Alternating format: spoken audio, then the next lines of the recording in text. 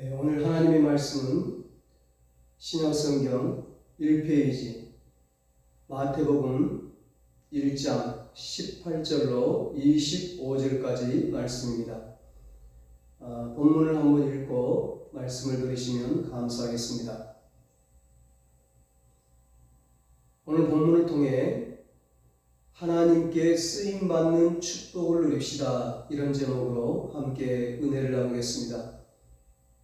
여러분 모두 하나님께 귀하게 쓰임받는 그런 축복을 누리시기를 주님의 이름으로 축원합니다.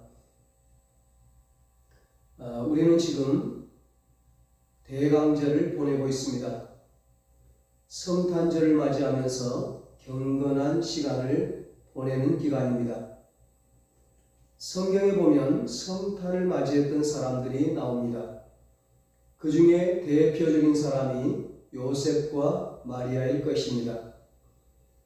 그들은 성탄을 어떻게 맞이했을까요? 그들은 믿음과 순종과 헌신으로 성탄을 맞이했습니다. 성탄은 하나님의 아들이 인간이 되셔서 이 세상에 오신 사건입니다. 이것은 물론 하나님의 놀라운 계획과 섭리와 역사입니다. 그러나 거기에 인간의 참여가 있었다는 사실을 기억해야 합니다. 특별히 마리아와 요셉의 참여가 없었다면 우리가 알고 있는 성탄은 불가능했을 것입니다. 그들의 자발적인 순종과 헌신이 성탄을 가능하게 했다는 사실입니다. 오늘 본문은 마리아가 성령으로 잉태한 후에 그의 약혼자 요셉과 사이에 있었던 사건을 기록하고 있습니다. 아직 결혼도 하지 않은 마리아가 아이를 잉태했을 때 마리아는 마리아대로, 요셉은 요셉대로 심한 갈등과 고민이 있었을 겁니다. 바로 그때 하나님께서 천사를 보내주심으로 그들에게 믿음을 심어주셨고 그들은 마침내 순종과 헌신으로 승리할 수 있었습니다. 그러면 왜 하나님은 마리아와 요셉을 선택하셨을까요? 하나님께서 성탄을 위해, 다시 말해서 하나님의 아들 예수 그리스도를 이 세상에 보내시기 위해 왜 하필이면 마리아와 요셉을 선택하셨을까요? 하나님은 전능하신 분으로 무엇이든지 홀로 다 하실 수 있는데 왜 인간을 사용하셨을까요? 그들 없이는 안 되는 건가요? 그랬다면 마리아와 요셉이 고민하지 않아도 됐을 텐데 말입니다. 결론부터 말하면 그들은 성탄을 위해 꼭 필요했습니다. 그 방법이 최선이었습니다. 그 이유는 예수님이 인간의 죄를 대신하는 대속물이 되어야 하기 때문입니다. 마리아와 요셉은 나사렛 산골 마을에 살았습니다. 그 이스라엘 나사렛이라는 산골 마을 한마을에 살면서 서로 사랑했고 결혼을 약속한 상태입니다. 그런데 어느 날 천사가 마리아에게 찾아와서 하나님의 아들을 잉태하라는 겁니다. 그 후 마리아가 잉태했는데 엎어지면 코 닿을 때 그렇게 사는지라 요셉에게 숨길 수 없습니다. 숨긴다고 한들 언제까지 숨길 수 있겠습니까? 마리아가 직접 고백을 했는지 아니면 눈치 빠른 요셉이 알아차렸는지 모르지만 깊은 고민에 빠지게 됩니다. 파혼까지 생각합니다. 그도 그럴 것이 설사 마리아가 직접 자초지종을 이야기했다 하더라도 믿기 어려웠을 겁니다. 그런 와중에 천사가 요셉을 방문합니다. 그리고 마리아가 잉태한 아들은 부정한 관계에서 생긴 게 아니라 하나님의 아들이 성령으로 잉태된 것임을 말해줍니다. 성령으로 잉태되었다고 하는 것은 인간의 죄와는 무관하다는 것입니다. 만일 성령이 아니라 인간 남자에 의해 예수 그리스도가 잉태되었다면 그 역시 죄인일 뿐입니다. 인간에 의해 잉태된 사람은 아무리 훌륭하고 선해도 죄인에 불과합니다. 죄인은 결코 같은 죄인을 구원할 수가 없습니다. 그래서 예수님은 반드시 성령으로 잉태되셔야만 했습니다.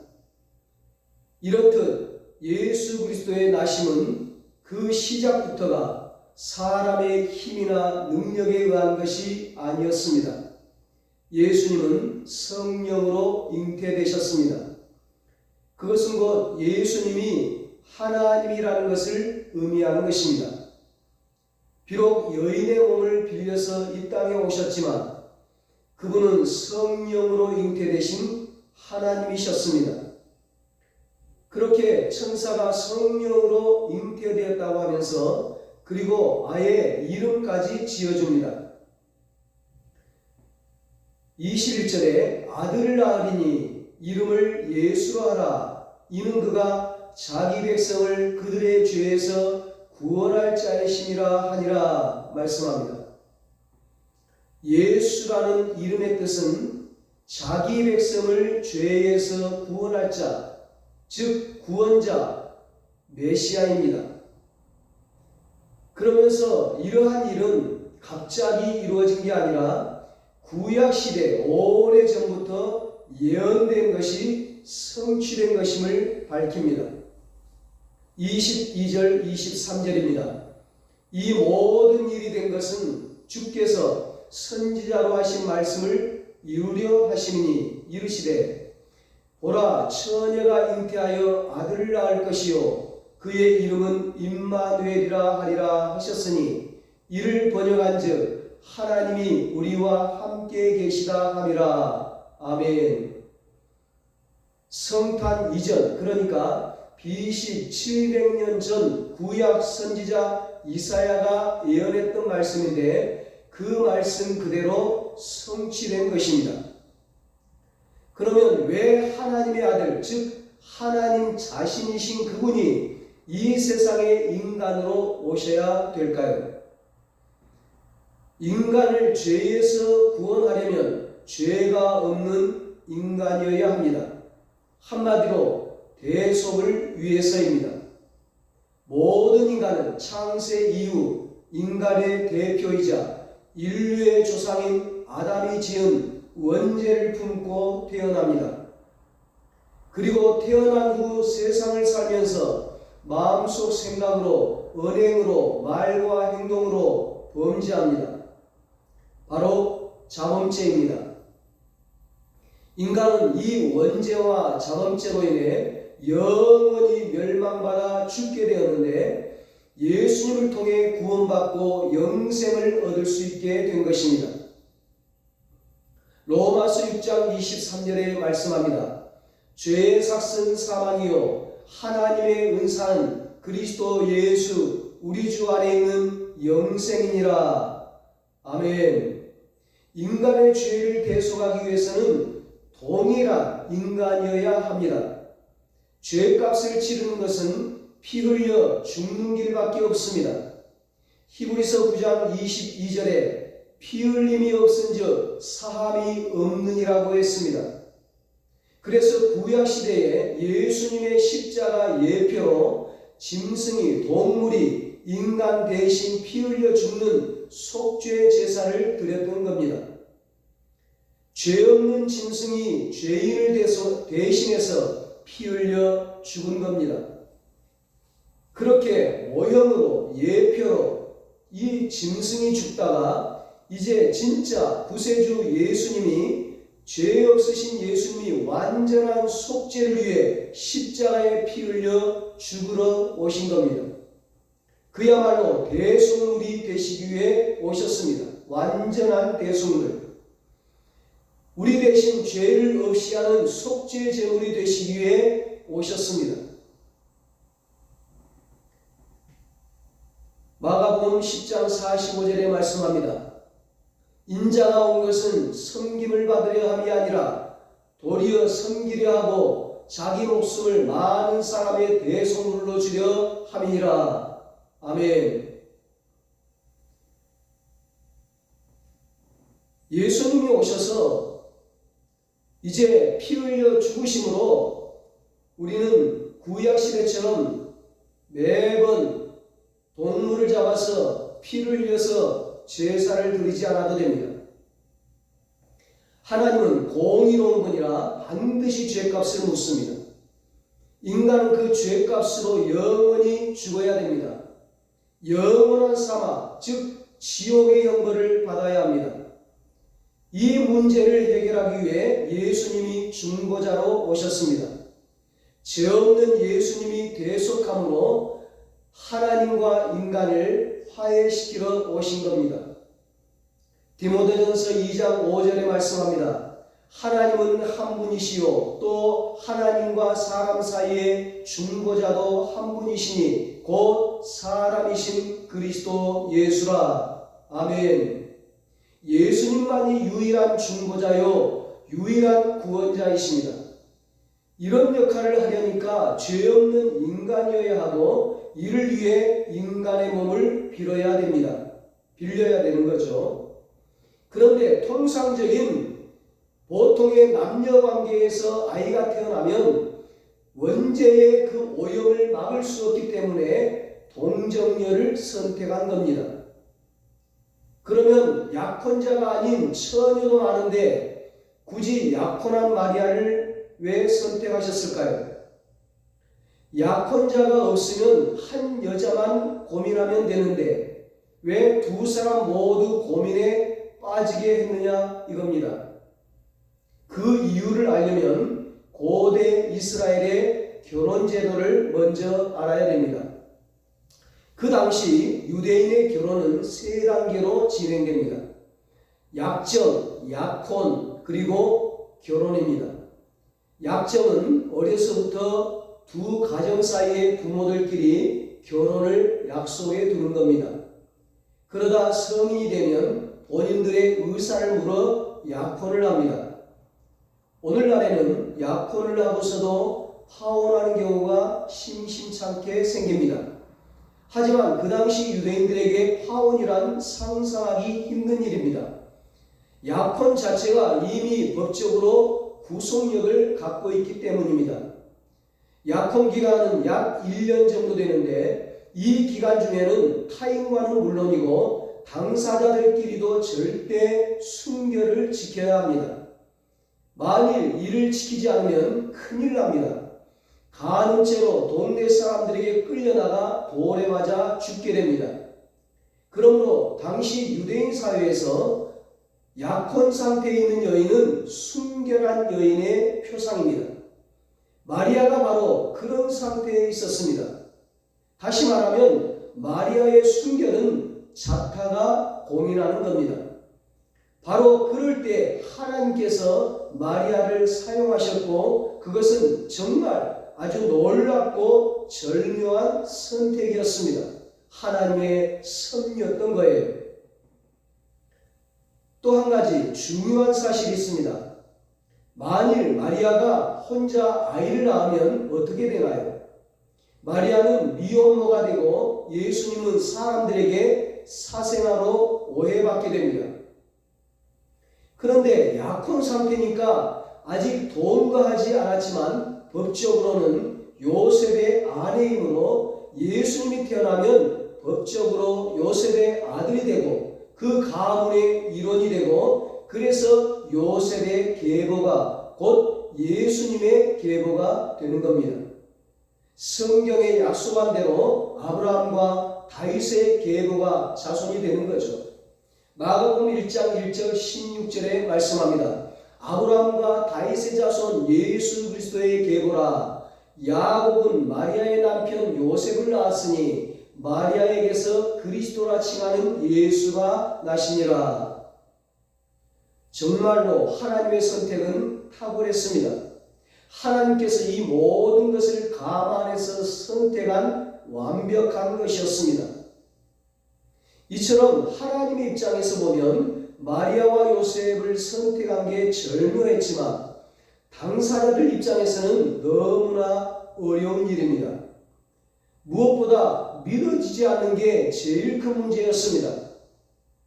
다행히 하나님께서 그들에게 믿음을 심어주셨고 그들은 믿음으로 순종하고 자신을 헌신합니다. 이게 바로 마리아와 요셉의 훌륭한 점입니다. 먼저 마리아의 모습을 한번 보세요. 18절에 말씀합니다. 예수 그리스도의 나심은 이러하니라. 그의 어머니 마리아가 요셉과 약혼하고 동거하기 전에 성령으로 잉태된 것이 나타났더니, 요셉의 고민이 시작된 것은 마리아의 잉태 이후입니다.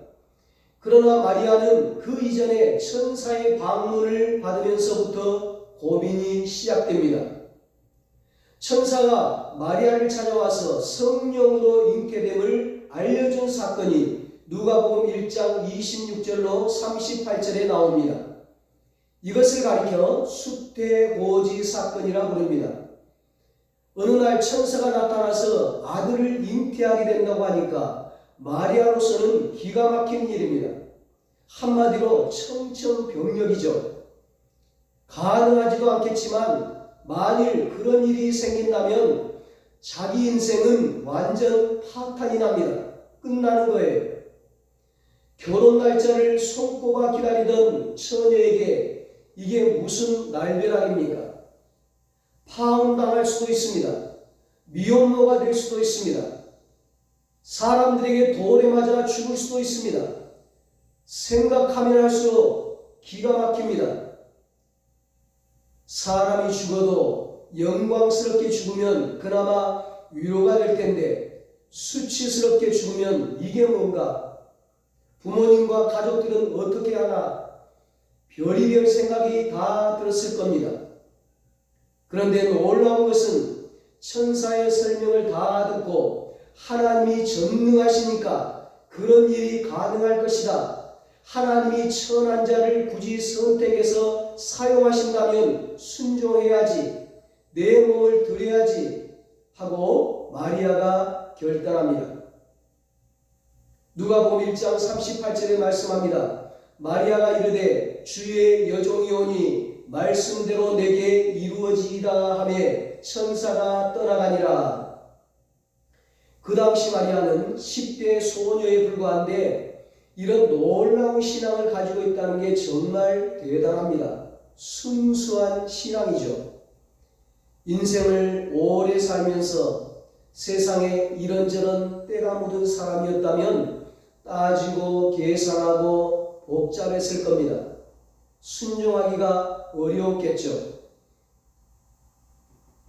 다음으로 요셉은 또 어떻습니까? 한번 생각해 보세요. 요셉과 약혼을 한 마리아가 동거를 하기도 전에 아이를 가졌습니다. 요셉의 입장에서 보면 그의 인생에 가장 큰 비극이 찾아온 것입니다. 요셉의 마음이 얼마나 슬프고 번민이 가득했겠습니까? 얼마나 큰 배신과 분노가 치밀어 오르겠습니까?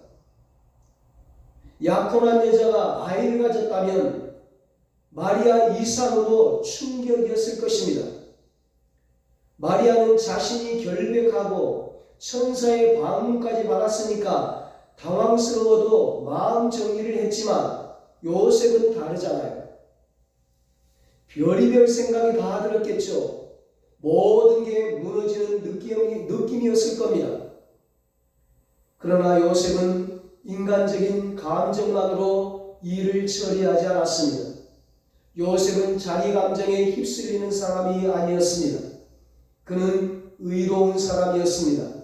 그래서 마리아의 부정을 드러내거나 소문을 내지 않았습니다. 그저 조용히 끊고자 했습니다. 고민 끝에 요셉이 내릴 수 있는 최선책은 파혼이었습니다. 하지만 드러내놓고 파혼할 경우 일이 복잡해질 게 분명하니까 조용히 파혼하려고 합니다. 19절에 가만히 끊고자 하여 말씀합니다.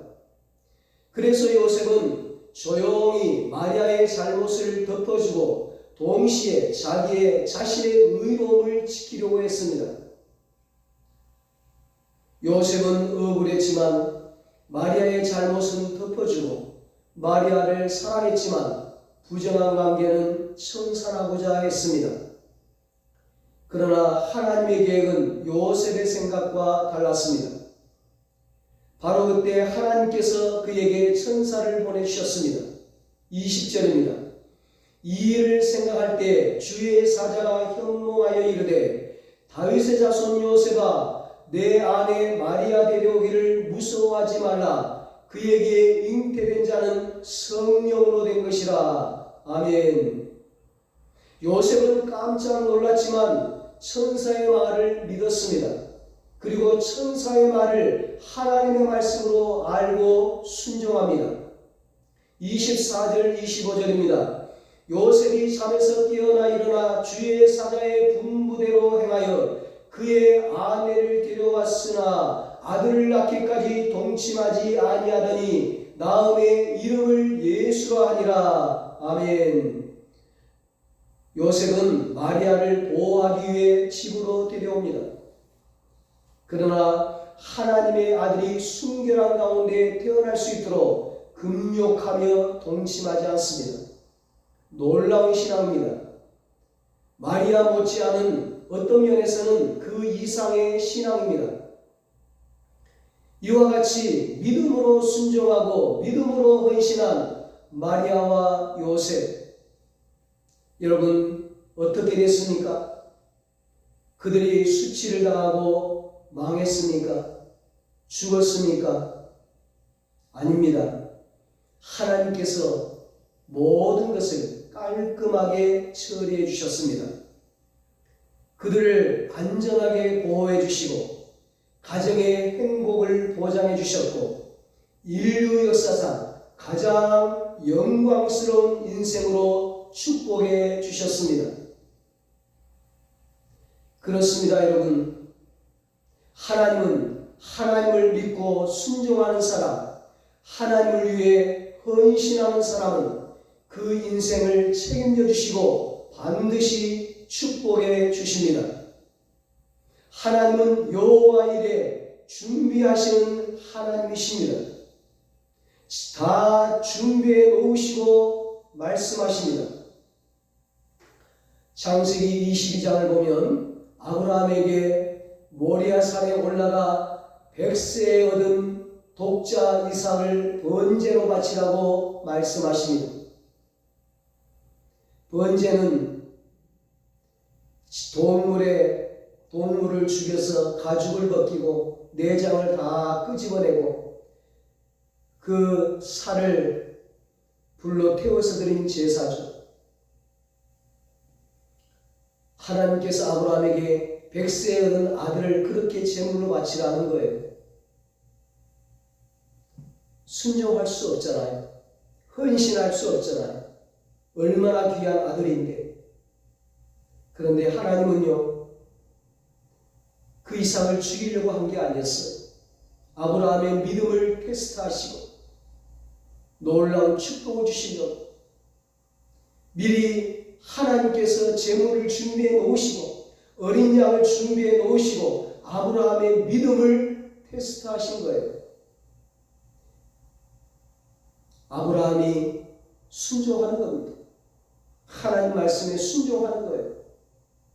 하나님께서 아들을 살려주실 줄로 믿고 부활의 신앙으로 부활의 믿음으로 순종했어요.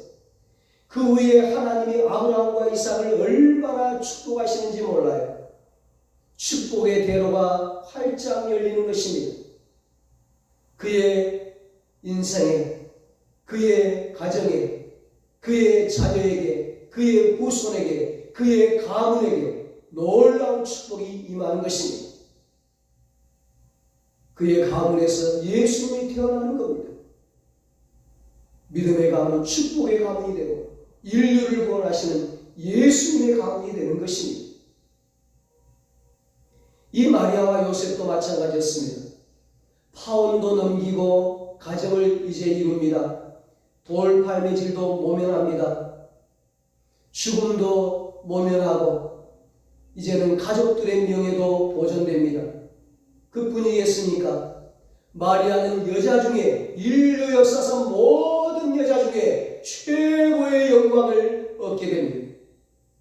친척이자 제사장의 아내인 엘리사벳이 마리아를 만나서 뭐라고 칭송합니까? 누가복음 1장 42절 43절에 이렇게 말씀합니다. 이렇게 신족인 그 제사장의 아내 엘리사벳이 마리아를 이렇게 칭찬하며 찬양을 합니다. 큰 소리로 불러 이르되 여자 중에 내가 복이 있으며 내 태중의 아이도 복이 있도다. 내 주의 어머니가 내게 나아오니 이 어찌된 일인가. 나사렛 산골 동네 별볼 일 없는 집안의 시골 소녀에 불과한 마리아에게 고귀한 신분의 귀부인이 제사장의 아내가 내 주의 어머니라고 칭송을 하는 거예요. 마리아 자신도 영적으로 이런 사실을 깨닫고 하나님을 찬양합니다. 누가복음 1장 48절입니다. 그의 여종의 비천함을 돌보셨음이라. 보라 이제 후로는 만세 나를 복이 있다 일컬으리로다. 아멘. 요셉은 또 어떻습니까? 하나님의 아들 메시아가 그의 아들이 됩니다. 어린 시절에 예수님을 보호하고 양육하는 책임을 감당하며 법적인 아버지, 양아버지로서의 영광을 누립니다. 그의 가문이 인류를 구원하는 메시아 가문이 됩니다. 사랑하는 여러분, 하나님은 하나님께 순종하고 헌신하는 자를 반드시 축복하십니다. 이것이 성경의 약속입니다. 마태복음 6장 33절에 예수님께서 직접 약속하셨습니다. 그런즉 너희는 먼저 그의 나라와 그의 의를 구하라. 그리하면 이 모든 것을 너희에게 더하시리라. 아멘. 요한계시록 22장 12절에도 말씀합니다. 보라 내가 속히 오리니 내가 줄 상이 내게 있어 각 사람에게 그가 행한 대로 갚아주리라. 행한 대로 갚아주리라.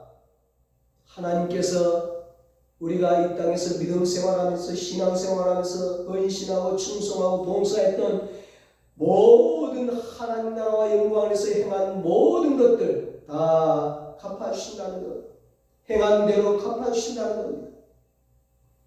사도 바울도 로마서 8장 17절 18절에서 이렇게 증거합니다.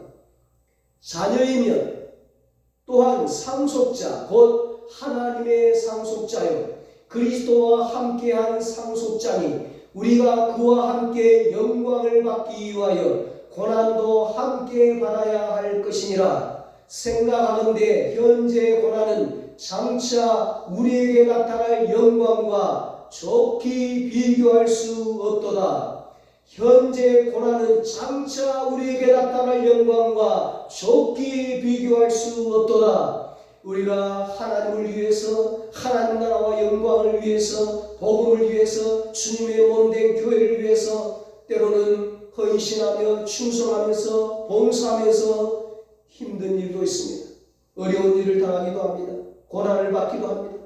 그러나 하나님은 우리에게 영광으로 보상해 주신다. 하늘의 상급과 칭찬과 멸류관으로 갚아주신다는 것. 현재의 고난은 장차 우리에게 나타날 영광과 비교할 수 없다는 것입니다. 오늘 저와 여러분 모두 마리아와 요셉처럼 믿음과 순종과 헌신으로 하나님이 예비하신 그 놀라운 영광과 축복을 누리게 되시기를 예수님의 이름으로 축원합니다. 기도하겠습니다. 하나님 아버지, 오늘 우리에게도 마리아와 요셉과 같은 때묻지 않은 순수한 믿음과 순수한 신앙을 주시옵소서. 마리아와 요셉처럼 순수한 믿음과 순수한 순종으로 하나님께 헌신하게 하여 주시옵소서. 그래서 마리아와 요셉처럼 하나님이 예비하신 놀라운 하나님의 영광과 축복을 누리게 하여 주시옵소서. 그 축복이 나로 인해서 자녀에게로 후손에게로 흘러가서 믿음의 가문, 축복의 가문을 이루게 하여 주시옵소서. 이 땅에서 뿐만 아니라 하늘나라에서 영원한 영광과 축복을 누리게 하여 주시옵소서. 이제는 우리 주 예수 그리스도의 무한하신 은혜와 하나님 아버지의 사랑하심과 성령님의 위로하시고 교통하시고 영원토록 함께 하시는 은혜가 순수한 믿음과 순종과 헌신으로 하나님의 영광과 축복을 누리기로 다짐하는 사랑하는 모든 성도들과 저들의 가정과 자녀들과 사업과 직장 위에 이 나라 이 민족 위에 이제로부터 영원토록 함께 있을지어다. 아멘.